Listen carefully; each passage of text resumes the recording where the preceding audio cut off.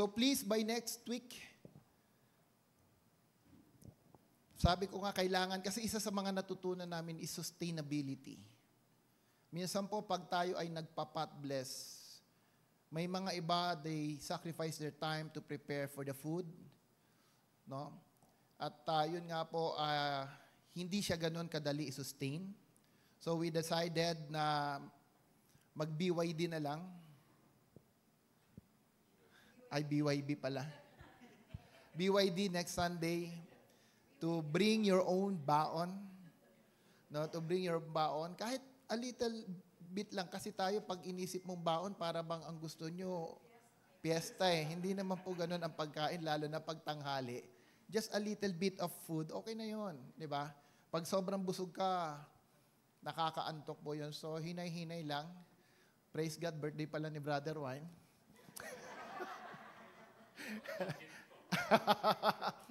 Inulit ko pa noon. Uy, May 2. Kaya pala nag-insist, Pastor, ituloy na natin yan. Kaya pala siya nag-insist, malakas ang loob. So yung mga hindi babati kay Brother Wine, I suggest batiin nyo na siya mamaya. Alright. In 2 Corinthians chapter 10, verse 4 to 5, dito po natin kukunin yung mensahe natin for the past 3 Sundays. For the weapons of our warfare are not of the flesh, but divinely powerful. For the destruction of fortresses, we are destroying every speculations, every lofty thing raised up against the knowledge of God. And we are taking every thought captive to the obedience of Christ. I pray and I hope na ito pong mensahe natin ay na-apply na natin in our everyday life. You have already been aware, nagkakaroon ka na ng consciousness, whether you are operating in the mind of fortresses or speculations. People of the Lord, yung fortresses, again, these are the things that holds us back from moving forward. Again, fortresses are the attitude of the mind. Ito po ay influence ng mga discouragement, frustrations, yung mga inability natin to accomplish the results. And because of that, pag may mga bagong ideyang dumarating, may mga bagong opportunity na dumadating sa atin, it holds us back from possessing those opportunity because we have an experience before that we already failed. No? Mas madaling sabihin, hindi ko kaya, hindi ko alam, I do not know. Why? Because we have a bad experience before that we took it until in our presence that it becomes our identity. Alam niyo po, even me, myself, I'm being, nagiging conscious na ako sa sagot na, I do not know. At ilang beses na rin akong na-test na ang respond ko ay, I do not know. Mayroon kaming customer recently, hinatid po namin sila sa airport. And he asked a place, no? Kasi medyo smoker siya. Hindi pala mego. Smoker talaga. Pinapaganda. Yan yung sinabi, pinapaganda. No? Smoker siya, customer namin. So naghanap siya ng area of, yung smoking area. Paano kung malalaman, hindi naman ako nag-i-smoke. Di ba? So ang unang respond ko sa kanya, I do not know. And suddenly, it hits me yung tinuturo about fortresses. And when that hits me, immediately hinanap ko, tinanong ko yung security guard, saan po ba dito yung smoking area? At tinuro po ako ng security, I came back, I told them, ang smoking area is on this side. So people of the Lord, if we really take it seriously, this message will help us to have a change of mind. Another fortress. Kung lagi kang late sa isang appointment at hindi ka naging conscious coming on time, it also will become one of your fortress in life. Alam niyo, one, especially if I meet someone, or may lalo na for those people whom I acknowledge as the one leading me and guiding me. The first thing that I learn, pag ako nakapag-meet sa kanila, I would rather be the one waiting than them waiting for me. Hindi po dahilan na traffic or malayo. The true reason kung bakit ka na-late is because of your attitude. We start our service at 9. Pero kung nasanayan mo nang dumating ka at the middle of worship, that will become your fortress in your mind. That will always become your attitude. And remember this, everything that you accept, you will tolerate it. You will always tolerate everything that you already accepted. At makakasanayan po natin yan. Wherever you go, that will become our personality. Then the next thing is about speculations. Diba?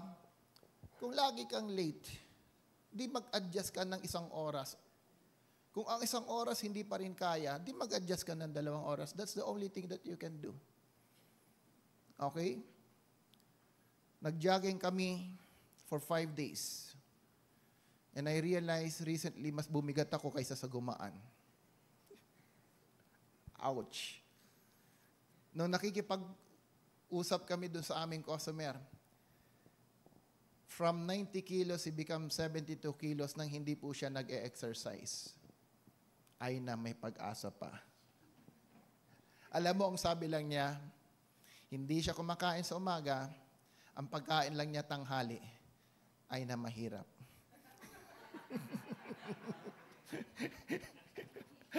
Pagdating ng weekend, dahil wala naman daw trabaho, ang pagkain lang niya dinner, nagkatinginan kami ni Pastora, lalong humirap. Sabi ko sa inyo, wala sa katawan ang problema, nasa isip talaga. Sinubukan kong hindi kumain. Pagdating pa lang ng bago magtanghali, hindi ko na maintindihan ang pakiramdam ko. Ano, Ate Kat, ramdam din ba? No?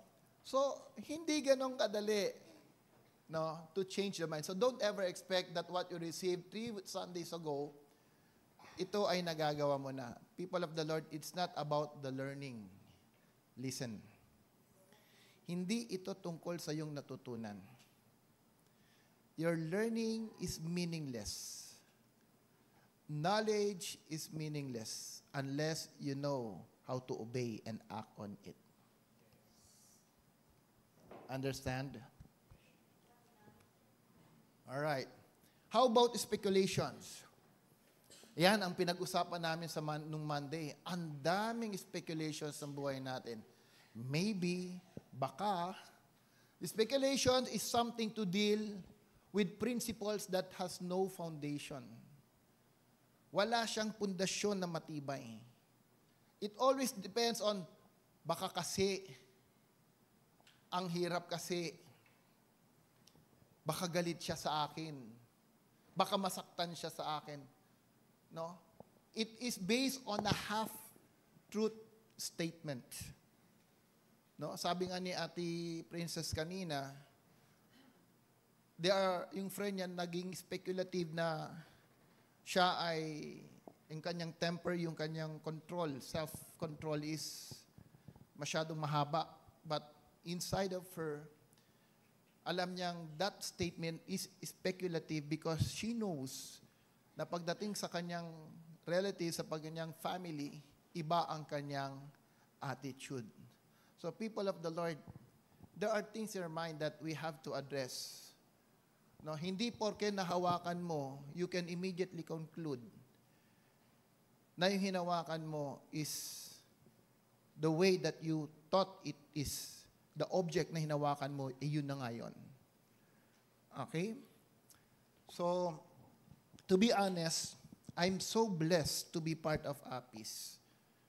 No, I'm so blessed that even before, that I become a pastor, lagi akong ini-encourage ni Pastor Edwin na you have to study theology. You have to finish school in theology. And I tried when I was in ASUM, pero nga naka-2 sem lang ako dahil nahirapan po ako during those times. And glory to God, by this year, we will be able to finish our Masters of Ministry with Asian Pacific of International Institute of Studies ba? Tama. You know, it is true that as a church, we have differences when it comes to minor principles. Pero when it comes to major doctrines and principles, we should always be the same. When I speak of major, it deals about your faith, it deals about the deity of God. At alam niyo po, in these studies, maraming katuruan, maraming knowledge na mayroon ako that were really shaken, and I realized it's not right. It's based on a half-truth. Minsan, ang hirap tanggapin. No? But unless I have to decide that I want to live by the truth and be firm on the Word of God, then I have to change my mind and adapt to the principle that we are learning. Marami pong bagay. The very reason that we speculate with a lot of things is because we don't know about it. Even in faith, principles of life, we speculate things because we lack knowledge about those matters. And we try to be right in the things that we thought it is right because we have no strong and clear foundation of what principle our faith should stand. Okay? Paniniwalaan mo na lang na tama yung alam mong tama sapagkat walang matibay na pundasyon ang ating pananampalataya. But if you have a strong foundation of your faith, I do believe, people of the Lord, one thing that will ignite in our spirit is the word evangelism. It will cause you to share the gospel to your family, to your relatives, to your loved one, to your friend. Why? Dahil kung gaano katotoo ang mundong ating ginagalawan ngayon, ganun din katotoo ang buhay na naghahantay sa atin after this life.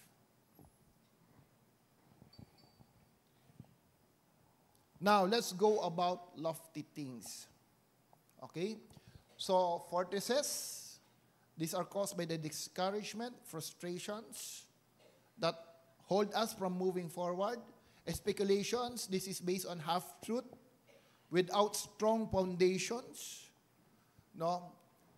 Let's go to lofty things. Are you ready? Are you ready? Sabihin mo nga sa katabi mo, handa ka na ba? Alright.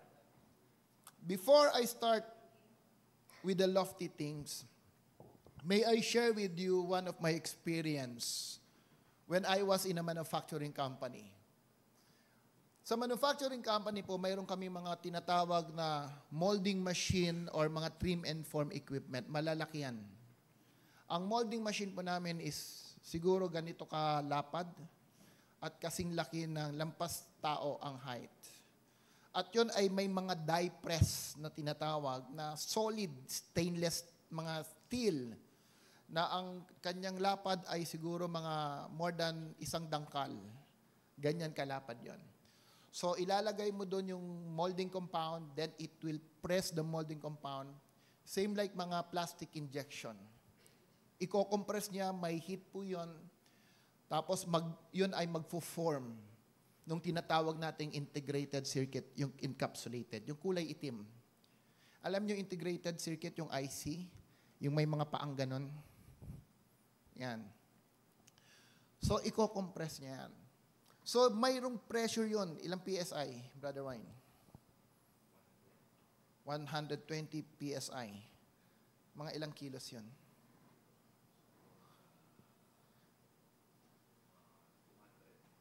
200 kilos yung compression niya. Imagine mo, ilagay mo yung kamay mo doon tapos i-compress. Para mas maintindihan niyo ibig ko sabihin, ilagay mo yung kamay mo sa dalawang bakal na malalapad at i-compress mo ng 200 kg. Now, ina-imagine nyo na. Kasi parang hindi nyo ma-imagine yung sinasabi ko. Lahat kayo di ba? So, imagine niyo anong bakal ba maganda? Yung stainless steel. Alright, listen here. So, to protect the people, to protect yung operations, dalawa ang switch niya. Dalawa. Listen. Para mag-switch yan, para bababa, dalawa, sabay. Okay? Ganyan yung switch. Then, magko-compress yan. Boom. Dalawa. Lahat ng automations project, laging may safety switch yan, control. Dalawa. Anong purpose? Bakit dalawang kamay? Can you tell me? Can you have an idea? Bakit dalawang kamay? Ha? Yes. Kasi wala kang pangatlong kamay, kaya dalawa lang. Di ba? Para ang purpose, hindi mo mailalagay. Tama? Tama? Sige, sabihin nyo, kahit di nyo sabihin nyo lang tama. Tama naman yun. Alright. Ngayon, may mga operator, matitigas talaga ulo. Titigas. Halika, Kuya Raymart. Hindi ka matigas ang ulo, halika lang dito. Yan. Ang gagawin, dahil dito ka sa taas. Yan. Dahil, lalo na pagdating sa gabi, nakakaantok. O, di ba? Madaldal. Maraming toilets din sa loob ng production eh. Ang gagawin niyan, pare, kamusta ng trabaho mo? Pare, magkwekwentuhan yan. Ang gagawin ni Raymart, gagamitin yung kamay, gagamitin ko kamay ko para i-on yun. Sige, sabay ko na. Yan. O, di sabay. May isang kamay pa kami. Anong gagawin ng isang kamay? Siya ang maglalagay ng molde. Alright? Sila maglalagay sa loob. O, sige, lagay mo, Matt. O, pindot. O, lagay. Pindot. Lagay. Pindot. Pindot. O, nasaan na yung kamay? Nasa loob na. Bakit? Kasi matigas ang ulo. Do you understand? Marami pong naputulan ng kamay dahil hindi sumunod sa procedure at saka protocol na ginawa ng kumpanya para sila ay pagkaingatan. Salamat, Kuya Raymart. Yung isa naman, trim and form. Chigijig, chigijig, chigijig, chigijig. Ganon din, si Marites naman. Nagtawag ng kaibigan, nagkwentuhan. So, ang kasama sa trim and form, 4 na daliri. Kaya, ang kanta na niya, 10 mga daliri, wala na. 5 mga daliri, kamay at paa, kasi yung 5, putol na. Sabihin mo, lofty things.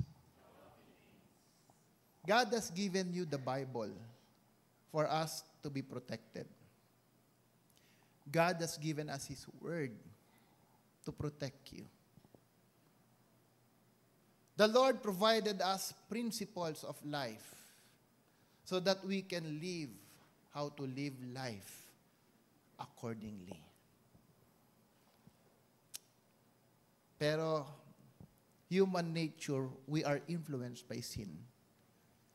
Even after we accepted Christ, you and me, there are still sin that works in our lives. The only difference is we have the Holy Spirit who can help us overcome our weaknesses. Lofty things are the things that directly opposes, defy what God is saying. It is an outright arrogance and rebellion against the Word of God. Sinabi na ng Panginoon, pero pilit pa rin nating vina-violate.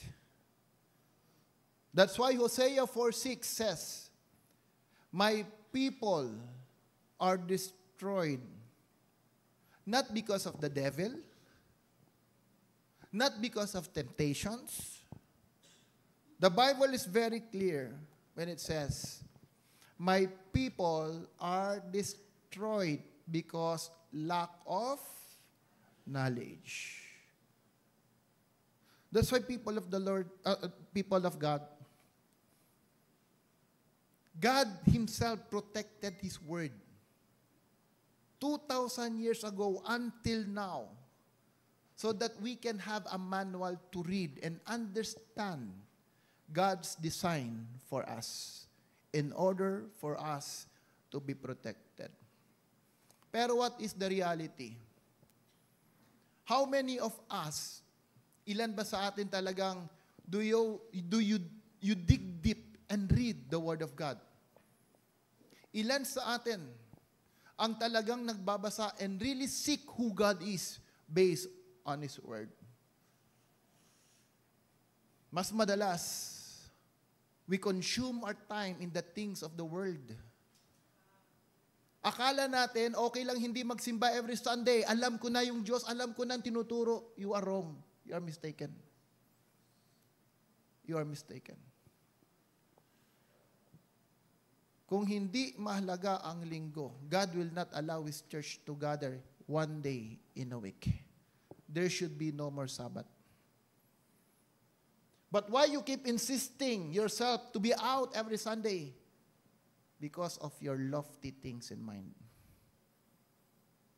We try to insist that we are right.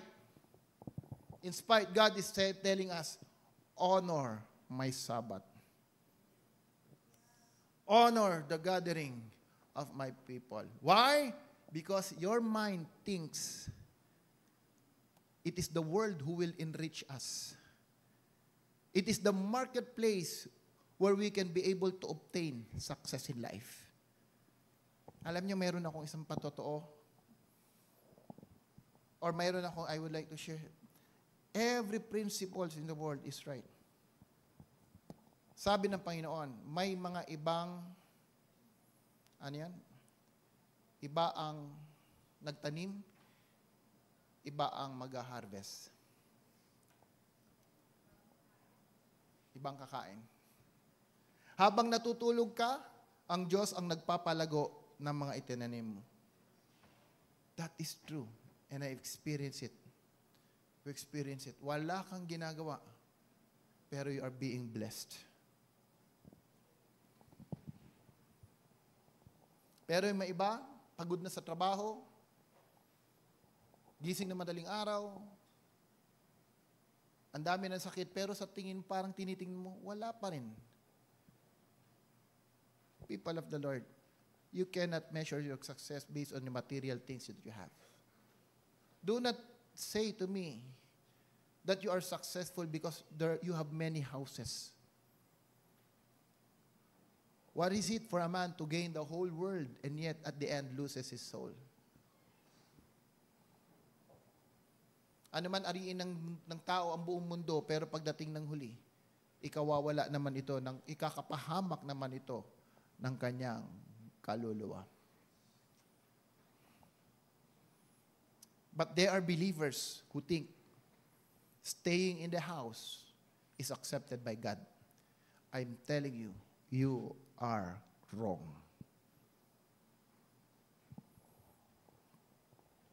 It is not right. Do not change. Do not change the truth to fit your own comfort. You cannot manipulate the Word of God to fit it to our own comfort. If God said so, that should be the absolute principle of our life. Pag sinabi ng Diyos, patawarin mo ang iyong kaaway, no option but forgive your enemy. Amen? Mahalin mo siya, pakainin mo siya, there's no option for that. Amen? Pag sinabi ng Bible na huwag kang magkaroon ng utang maliban sa pag-ibig, as a believer, it is our duty to pay all of our debts. Because it is God's desire for you and for me na hindi ikaw ang mangungutang, pero tayo ang magpapautang. You are the head and you are not the tail. Amen? Do you agree with that? And glory to God, we are so blessed yesterday. No, kay David. Where's David? Hello, Kuya Pastor David Champion. Palakpakan natin si Kuya David.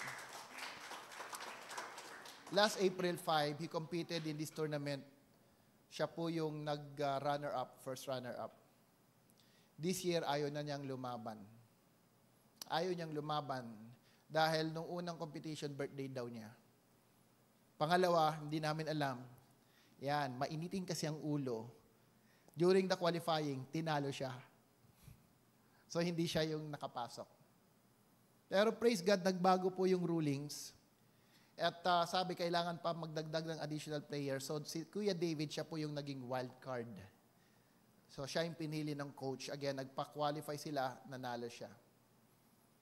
At siya po yung lumaban, representing Malarayat, Stonyhurst Malarayat sa Lipa. And this time, he was able to achieve yung number 1, yung champion sa kanilang competition. No? And please include in your prayer, David will going to magta-try out po siya ng varsity sa Lasal this coming May. In-advise po kami ng coach na he can apply for varsity for chess in Lasal. So, walang expectation. Sabi ko kay Kuya David, just do your best. And ang mahalaga is the experience that you will gain from that event. No? So, even our children, it is God who will be able to provide the right wisdom for them. Kaya nga si Kuya Lemuel, hallelujah, pumayag na raw siya sa akin magbabarsity ng Lasal. Lofty things. All right. So, lofty things are taught that defy what is God is saying. Clear?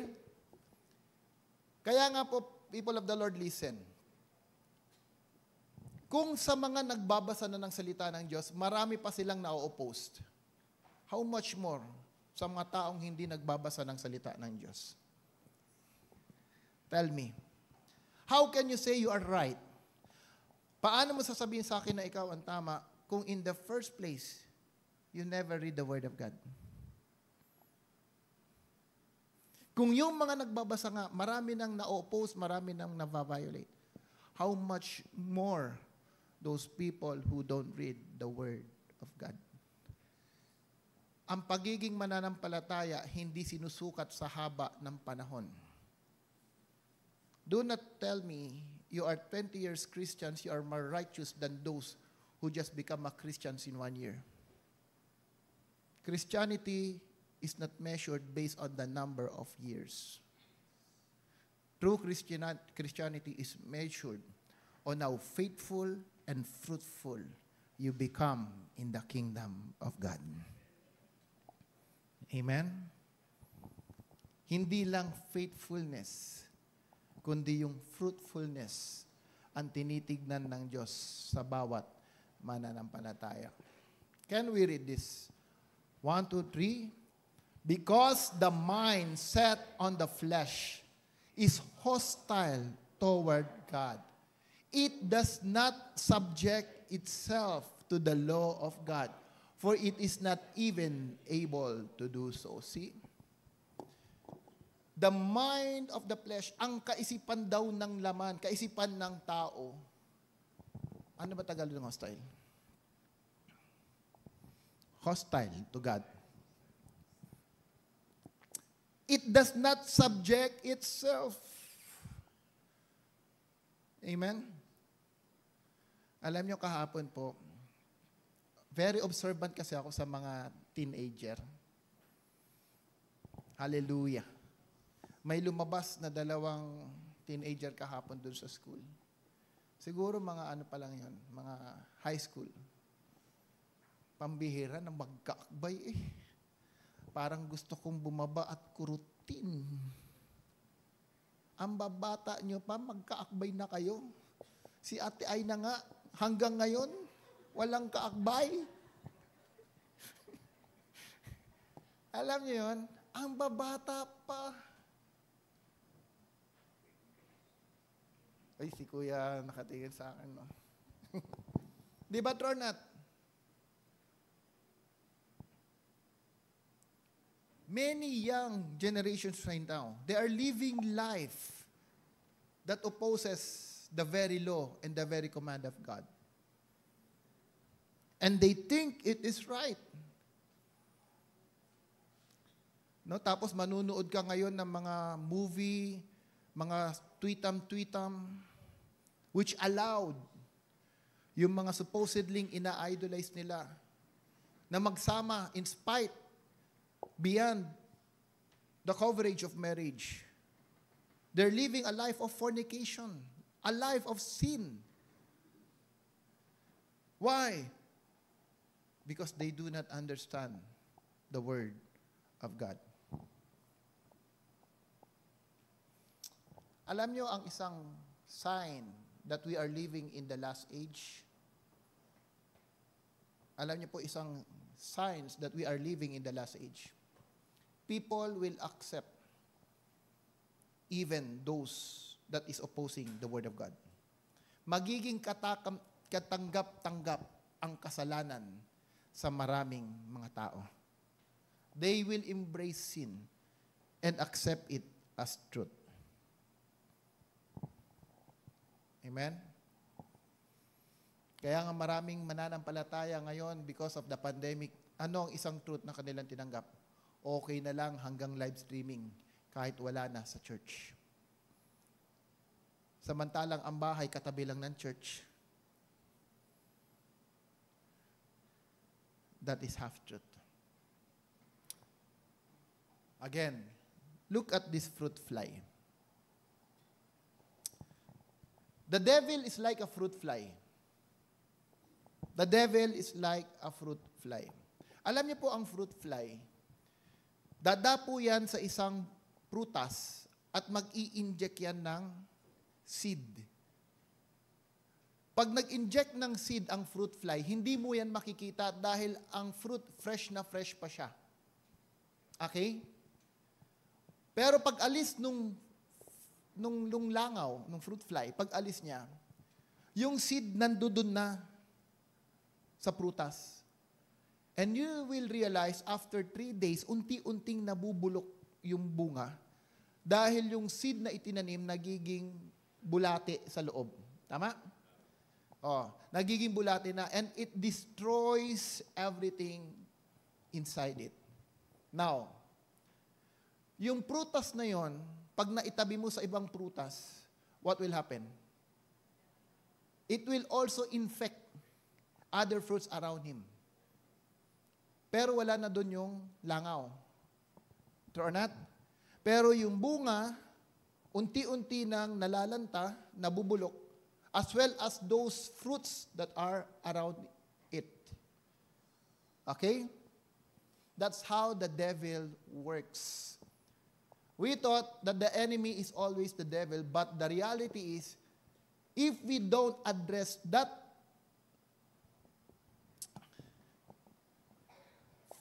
anong tawag na natin dito? Lofty things. If we don't address that lofty things, like a fruit fly, the enemy has already injected the seed in our mind.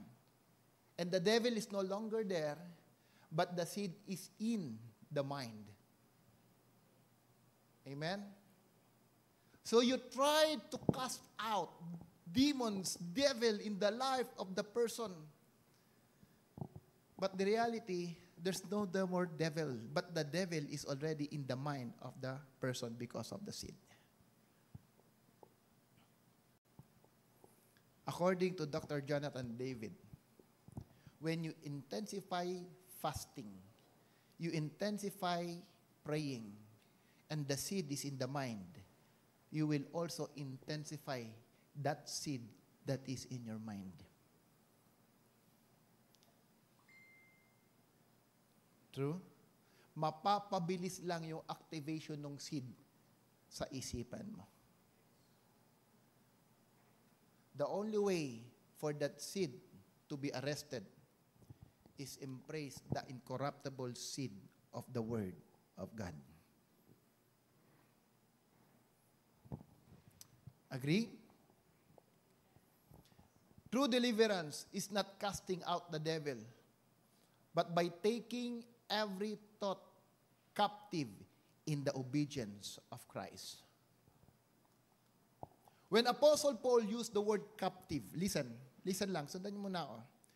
When the Apostle Paul used the word captive, in Greek, it is metaphoric. Ang ibig sabihin ni Paul, nung the word captive, it's like a prisoner of war. It's like a prisoner of war. True deliverance, not casting out the devil, but by taking every thought like a prisoner of war. Ano ba ang nangyayari sa mga prisoner of war? Number one, it's forceful. Lahat ng mga naging prison ng war, they were captive by force. Amen? Hindi nila to intention na mahuli, pero sila po ay forcefully kinuha ng kanilang mga enemy at ikinulong. Tinorture. No? Tinorture, pinahirapan, until they submit themselves. Magbigay sila ng information sa kanilang enemy. Turnat, sino ba nanonood ng Rambo? Diba, nakita niyo si Rambo? Wala na kasi Rambo ngayon eh. Ano na sila eh? Ha? Si Cardo na. Wala, si Cardo hindi pinahihirapan eh. Si Rambo, makita mo talagang ilinulubog. Pero ang goal and objective lang ng kaaway is for him to provide informations. So, sabi ni Paul, ang isipan mo, in order for address that lofty things in the mind, you need to make it like a prisoner of war. Amen? How can you make it a prisoner of war if you will not embrace the Word of God? Captive in the obedience of Christ. Now, follow me. Jesus said, "Follow me, and I will make you become fishers of men." The first requirement of Christ, in order for you to become the person that He wants you to be, you need first to follow Him. Following Christ demand an action. Amen? Hindi ka tinawag ng Diyos para ikaw ay sumunod lang ng sumunod.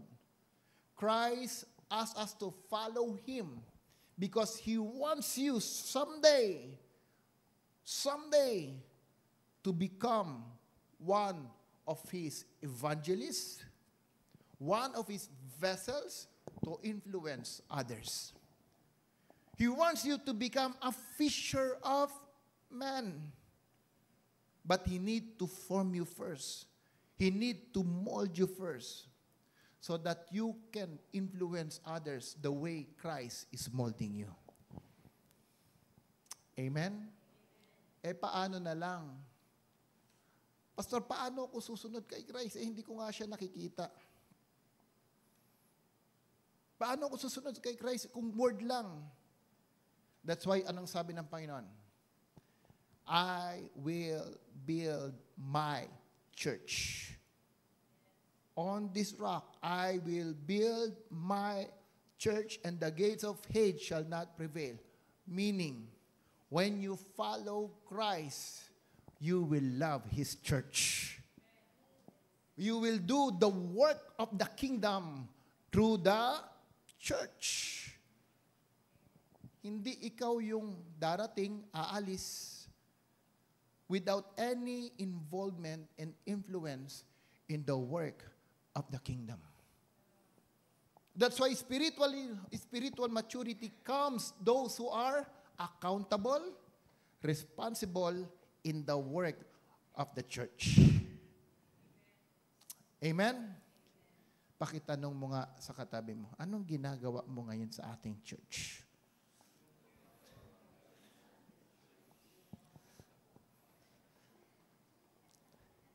Be involved. Be involved. If you want skill and gift, gusto mong tumugtog, one day, gusto mong kumanta, approach us. Tell us, Pastor, gusto kong one day ako kumakanta rin sa lap. Pwede ba? We will train you. We will teach you. Pastor, gusto kong tumugtog. I want to be part. I want to be accountable of something in the house of God. Because we also believe without accountability, there is no spiritual growth. Pastor, gusto ko one day nakakapag-disciple din ako. One day I can also share the word of God to others. That is accountability. Not just coming to the church. After the church, uwi ka na ng bahay, wala kang ginawa. The whole week, wala kang ginagawa sa kaharian ng Panginoon. Why? You are so focused on the things of the world. When you are really involved in the work of the kingdom, even during the weekdays, you are influencing others, sharing the word of God to others. Don't tell me you are busy. I saw other people who are busier than us, but they are doing and sharing the word of God. Kaya nga minsan I have a holy jealous. Nakikita ko mga senior na sa labas, kumakain, ang pinag-uusapan salita ng Diyos. They have their own discipleship, one-to-one fellowship. Alam niyo po kami ngayon, we are trying to start something. Ang tawag po namin, coffee fellowship. Hindi ko lang alam kung ito'y magiging weekly or monthly. Pero ang objective namin, uupuan lang namin pag-uusapan about the things that we are learning in the Word of God. Uupuan lang namin. Why? Because the work of the kingdom doesn't stop in the church. Without following, there is no making. Without the making, there is no becoming. You will learn about the kingdom when you become one, when we become the children of God. What did Jesus says? Can you read 1, 2, 3? If you love me. Who is me? Who is me? Jesus.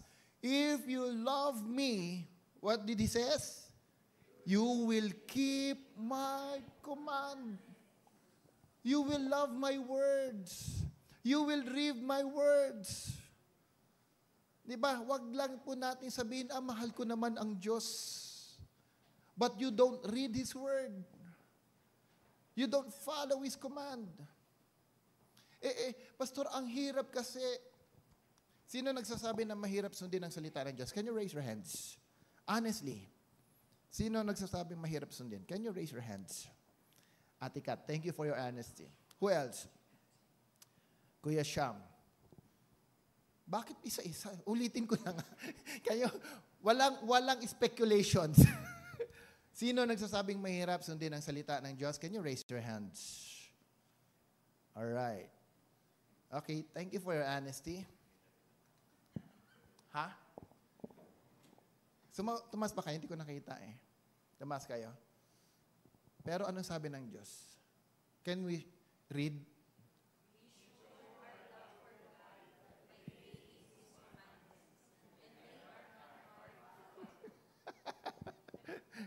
Hindi si pastor nagsabi niyan, ha? Hindi ako nagsabi niyan.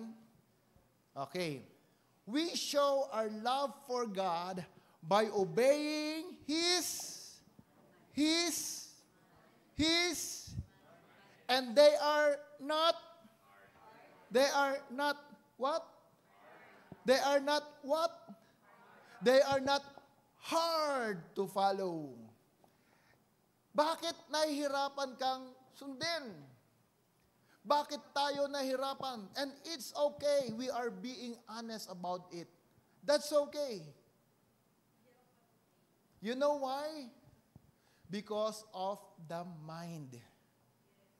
Because of the fortresses of the mind. Because of the speculations of the mind. Because of the lofty things that we have in our mind.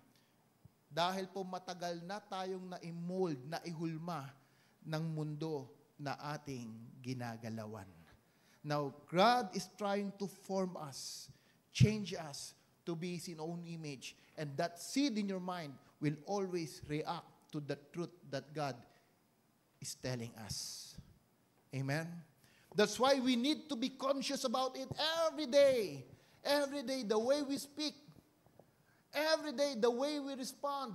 We need to be conscious about the things of the mind for us to be able to master it and make it captive to the obedience of God. Amen? Amen? No matter how good, how right, how lovable, how appreciated your idea can be.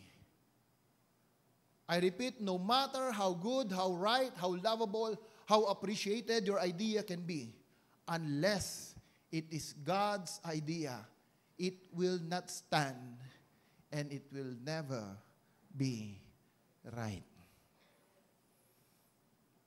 Gaano man katama, gaano man sa tingin mo kaayos, gaano man sa tingin mo kaakit-akit ang mga idea na mayroon ka, maliban na yan ay idea ng Diyos, kailanman hindi yan magiging tama.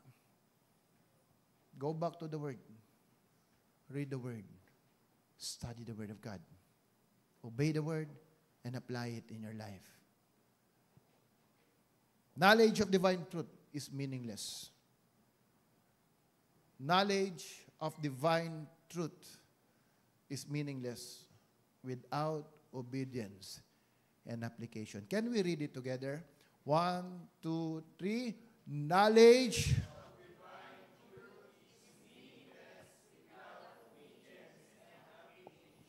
That's why I encourage you, bring your friend next Sunday, invite them. Let's watch together the video. Napakahalaga po na pag-aralan natin what kind of people are living in this world and the destiny that they need to face without understanding the truth of God. Wala po itong bayad, libre po ito. Magdala lang kayo ng pagkain para po hindi kayo magutom. At isa pa, batiin niyo si Brother Ryan, happy birthday.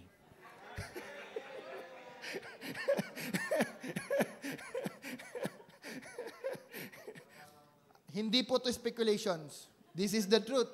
Birthday niya na i-post, wala siya magagawa, kitang-kita niyo po yan. Happy birthday. Hallelujah. Conclusion. Your breakthrough begins. Gusto niyo maka-breakthrough? Sino gusto maka-breakthrough? Tayo po tumayo. Hallelujah. Your breakthrough begins when you harness the ability to master the 3 faculty of your mind. Master meaning to overcome, to conquer. What are these faculties of the mind? Fortresses, speculations, and lofty things. Hallelujah.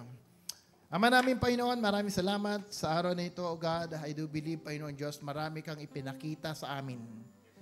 Maraming kabahayagan, Lord, na amin tinanggap. And I pray, O God, na hindi lang kami matuto sa aming kaisipan. Bagkus, Panginoon, this knowledge of your words on how we're going to master our mind, Lord, ay maging kagamit-gamit ng bawat isa, that as we raise the culture of raising leaders in our midst, Panginoon, this will change us, this will transform us, this will form us to become a better servant of yours, to become a better sons and daughters in the house and in the kingdom. Lord, maraming salamat, and we acknowledge, apart from you, Lord, hindi po namin ito kakayanin.